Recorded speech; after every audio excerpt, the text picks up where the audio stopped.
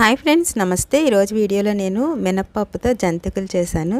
చూడండి, ఇవి చాలా గుల్లగా, అలాగే మనకి ఆయిల్ అస్సలు పీల్చుకోకుండా చక్కగా వస్తాయి. వీటిని ఎలా చేసుకోవాలో మనం ఈ వీడియోలో మనం ఒక్కసారి చేసి పెట్టుకున్నట్టయితే డబ్బాలో వేసుకుని కనీసం 15 రోజుల వరకు మంచిగా ఉంటాయి.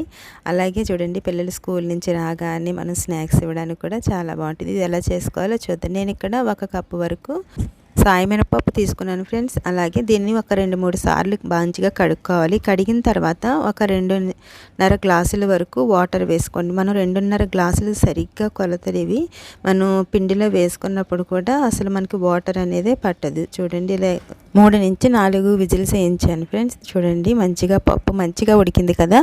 ఇప్పుడు దీన్ని మనము ఒకసారి మిక్సీ జార్లో వేసుకుందాం. చల్లారిన తర్వాత మిక్సీ పట్టుకోండి. చల్లారడం అంటే కొంచెం గోరువెచ్చగానే ఉండాలి.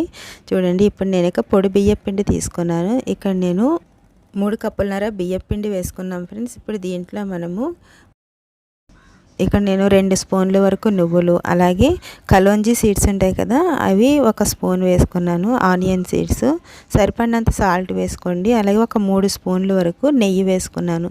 ఒకవేళ మీ దగ్గర నెయ్యి లేకపోతే ఆయిల్ అయినా సరే వేసుకోవచ్చు. వేసుకున్న తర్వాత ఇదంతా మంచిగా కలుపుకోండి. ఇలా కలిపిన తర్వాత మనం మిక్సీ పట్టుకున్న మినప్పప్పు ఉంది కదా, ఈ మినప్పప్పుని దీంట్లో వేసుకోండి.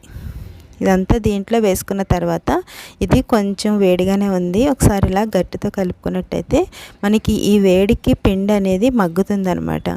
ఇలా చేసుకోవడం వల్ల మనకి జంతికలు అనేవి గుల్లగా వస్తాయి. చూడండి, ఇందులో నాకు వాటర్ ఏమీ పట్టలేదు ఫ్రెండ్స్. దీంతోనే మొత్తం పిండి అంతా మంచిగా కలిసిపోయింది. చేతితోటి ఇలాగా మనకి ముద్దలాగా అయ్యే వరకు ఇలా కలుపుకోవాలి.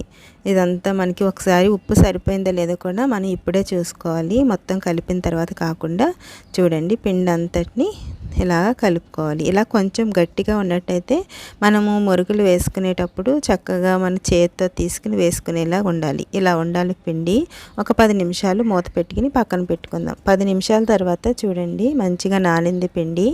నేను ఇక్కడ 3 హోల్స్ ఉన్నది తీసుకున్నాను ఫ్రెండ్స్. మంచిగా మనం జంతికలు కొట్టడానికి కొంచెం ఆయిల్ అప్లై చేసుకున్న తర్వాత దీన్ని ఇలాగా పెట్టుకోవాలి. ఎంత సరిపోతుందో అంత పెట్టుకున్న తర్వాత దీన్ని ఇలాగా పైన పెట్టేసుకోవాలి. పెట్టుకుని మనము ప్లేట్ మీద వేసుకున్నా సరే, లేకపోతే ఏదైనా కవర్ మీద అయినా సరే వేసుకుంటే చక్కగా వస్తాయి. మనం తడిగుడ్డ దాని మీద వేసుకోండి, లేకపోతే పిండి ఆరిపోతుంది. ఇలా వేసుకుంటే సరిపోతుంది. నేను జంతికలు చాలా రకాలుగా చేశాను. జొన్న పిండితో చేశాను, అలాగే మినప్పప్పు, పెసరపప్పు, పచ్చెనపప్పును ఉడికించి కూడా చేశాను ఫ్రెండ్స్. అలాగే మనకి స్నాక్స్ రెసిపీస్ అయితే చాలా ఉన్నాయి. ఒకసారి మీకు నచ్చినట్లయితే కనుక ఒకసారి చెక్ చేయండి ఫ్రెండ్స్. ఇలా వేసుకున్న తర్వాత వాటి అంతటా అవే ఇలా పైకి వచ్చేస్తాయి ఫ్రెండ్స్. తర్వాత వీటిని ఇలాగా మనం టర్న్ చేసుకోండి. మనం దీంట్లో కారం వేసుకోలేదు కాబట్టి మనకి ఇవి తెల్లగానే ఉంటాయి. చూడండి, ఇలాగా తీసేసుకోవడమే. మీకు నచ్చినట్లయితే ఫ్రెండ్స్ ప్లీజ్ సపోర్ట్ చేయండి. లైక్ చేయడం మాత్రం మర్చిపోవద్దు. చూడండి ఎంత గుల్లగా వచ్చినాయో చూసారు.